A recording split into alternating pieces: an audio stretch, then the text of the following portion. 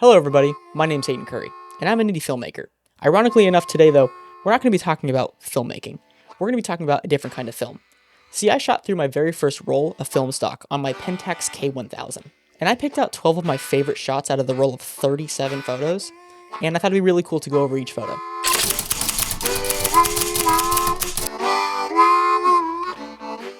So this first photo with the cows kind of laying in this field, we were driving along one of the highways in Oregon going to a hiking trail. And I always love when I'm like scrolling through magazines or just online and I see just big wide shots of views and mountains and stuff like that. And that was kind of my ideation when shooting this shot. This was more on the fly of like, oh, I saw something cool and loaded a shot into the shutter really quick. I don't really know the terminology behind film. I cranked the dial to load a shot to be able to take a photo. And yeah, so this was pretty on the fly, pretty quick shot. As you can tell, you know, the photo is crooked and you know, it's not all the way in focus. You know, it's very center focused. Everything around it is very blurry. I was traveling in a car at the time of this shot, but still think it's super unique, just the way that the focus kind of leads off from the center. One thing that stands out to me the most about this photo is the color. Everything kind of seems like toned down quite a bit in saturation, super high contrast. You can just see like within like the shadows of the trees and the shadows of the dark parts of the cows, but it kind of has like this like cyan-y kind of feel. Like I can't quite recall the roll of film I was actually shooting on at the time, but yeah, it kind of just has like this cyan kind of bluey just overall tone to the actual photo. So I think that's super interesting, and I think it's just such a unique photo, especially for this being on my first ever roll of film. So again, took this shot backseat of the car as we're driving towards a hiking trail. This is another kind of open pasture, kind of like on like a farming ground area. You know, every time you travel past, you know, farmland or anything of that matter, you'd always see like trees that seem to be so strategically planted in a certain order or certain layout for a specific reason. The thing that I was thinking about when shooting this photo specifically was, you know, as you can see my mouse here, every time, you know, you pass by a row or a tree just in general, if you really look hard enough, you can kind of find your own angle or tunnel, if you will, between like every row of tree. And that's just something I always think about when, you know, you pass by those farmlands, those orchards, you know, that kind of scenario. And again, just the one thing that stands out to me with this photo is just the overall color palette, the way that the greens look in this photo, how they're so like high in contrast, but yet not the most vibrant thing in the photo.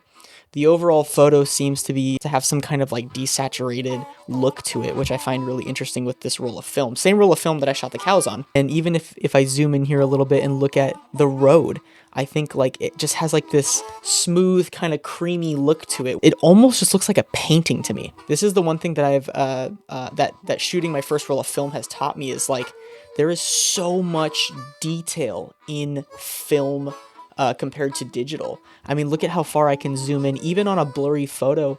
And the photo is blurry, granted, but I mean, there's still just like this feeling of you know, it really feels like we are there. And I just think it's super unique.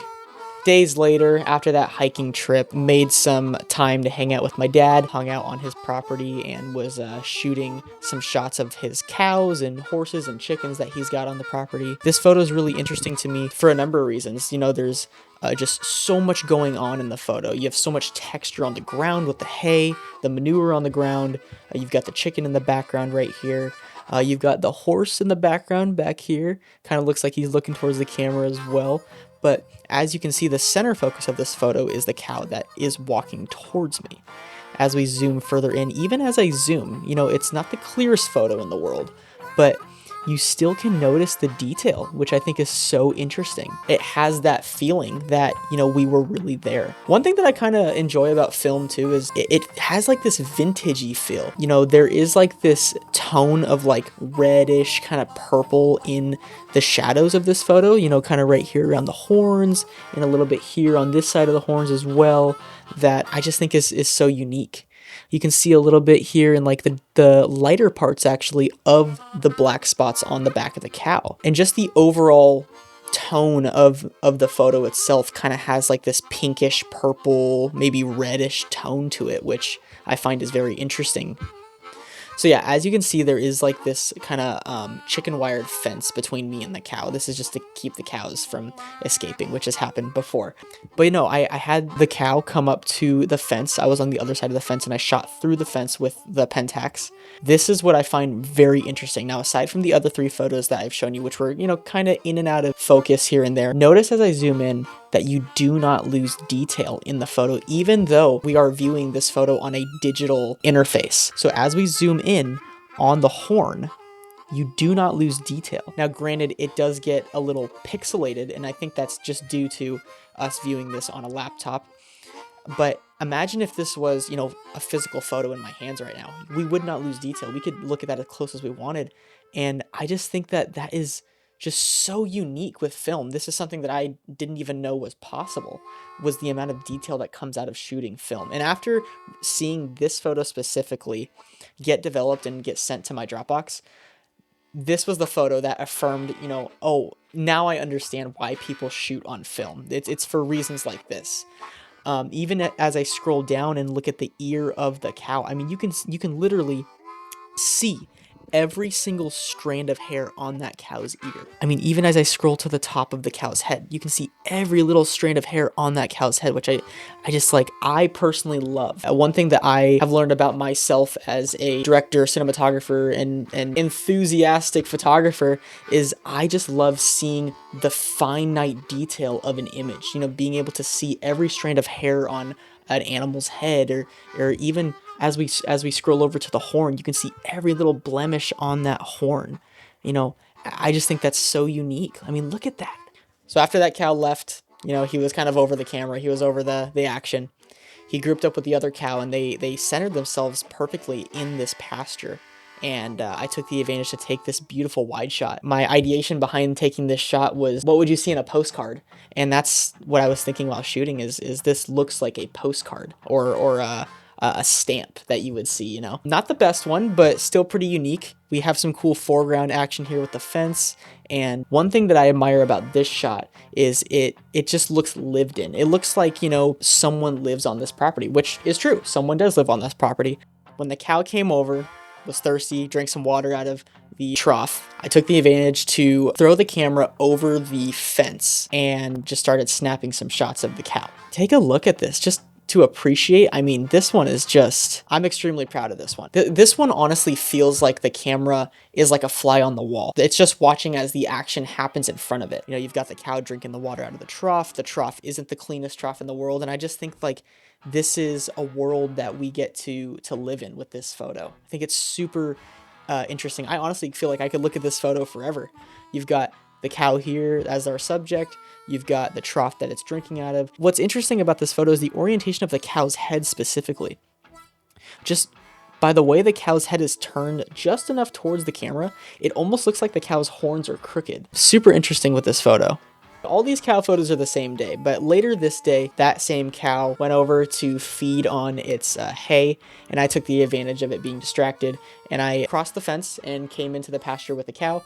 Got on the right hand side of it while I was feeding, and just got this super awesome like action shot of the cow feeding from the like the hay crate. I don't really know what the term is, but as it's feeding, it just kind of has its head, you know, kind of cockeyed at like a 45-degree angle, and again just with like this kind of harsher light coming from the top of the cow's head. Everything was lit from natural sunlight. I didn't bring any lights on this shoot. But you can see just like the difference, how hot the top of the cow's head is, and then it kind of leads off, you know, into this like shadowy part of the cow, and that's just because where the sun wasn't hitting. You know, as the sun is illuminating parts of the fur, you can really see that detail, you know, every strand of hair on that cow's head, which is so cool. And one thing that's super cool about this shot is the point of the horn that's orientated towards the camera specifically. It's like dead center on with the actual camera, which I think is so cool. You know, you can see every strand of hay. I mean, this photo is just, there's so much detail in this photo. and I think the sunlight definitely helped a lot with this photo. So same roll of film, but we took the Pentax K1000 to Bellingham, Washington. Had that thing slung over my shoulder, you know, as we're walking around downtown. Bellingham has this cool building that I see every time I go. I don't quite know what it is, but oh my gosh. I mean, this photo is just awesome. You've got the building just shooting straight up towards the sky. And what I find is so interesting about this photo specifically is it's a very high key, low contrast photo. Everything's super bright, you know, besides the pillar in the foreground that's hit by a shadow. But for the most part, everything is pretty much being hit by direct sunlight. You can still see detail in everything. Everything kind of has like its own separation in the photo. Nothing kind of bleeds into each other. Super cool, again, just with that like lived in kind of like we feel like we're really in that moment of that photo. This was one that I was pretty proud of to take. So yep, same day, walking around downtown Bellingham, Washington, passed up the grand Pickford Film Center. We even have some free extras right here on the bottom of the frame. I love being able to capture people in scenes like this. It brings the photo to life for me. I think that's the kind of photography that I'm most gravitated towards, is just life as it happens, and the camera is just a fly on the wall where we're seeing what life would really be like in that moment. Same walk, same stroll we're on downtown Bellingham, Washington, and passed by like a closed business at the time, and I saw this book sitting on the edge of like this brick windowsill. And as my friends were walking past, I hung back and kind of got in line with the photo, and as you can see, I'm in line with the brick and the edge there. The orientation is crooked, but gosh, I'm a huge fan of this photo. I mean, you can tell just how weathered that book is. It really feels like that book has been sitting there for a long period of time. It almost looks like it was like on fire, or maybe like water got spilt on it or something like that. But just seeing the texture in the book pages, you can see the difference of color there. It really just looks like it was just beaten down, not really taken good care of, I would say. And just how flat the overall image is color wise. And then the one thing that draws my eye to this photo is that intense color of the book pages, kind of like coffee stain, watered down look. Overall, probably one of my favorite photos on this roll. Just super stoked how this came out after development. Downtown Bellingham on that same walk, same day actually, walking kind of like in the heart of downtown at this point, heading to go grab some lunch. Saw this super awesome retro looking car, took a moment, snapped a photo. This one was actually very, very quick. You can see there is the reflection of the sun that's hitting the car in that windshield. The car actually looks really dope in this photo. It looks super shiny, and I just think like in 2026 we have this old vintage car as our subject. It kind of feels like it is stuck in its time period, and 2026 is happening around it. Again, with the color, you know, it's all super flat, high key, low contrast, to be honest, but again, you don't really lose much detail in anything. Everything kind of has its own amount of detail, which I love. Yeah, this photo was super nice. Downtown Bellingham, we were walking around a thrift shop, and we were there for probably a good hour, 2 hours, just looking for props for our next projects and whatnot. And I snuck off from the group that I was with, went into this old poster section of the thrift shop, which I didn't even know existed. I didn't even know this thrift shop had that. I've never seen that before in my entire life.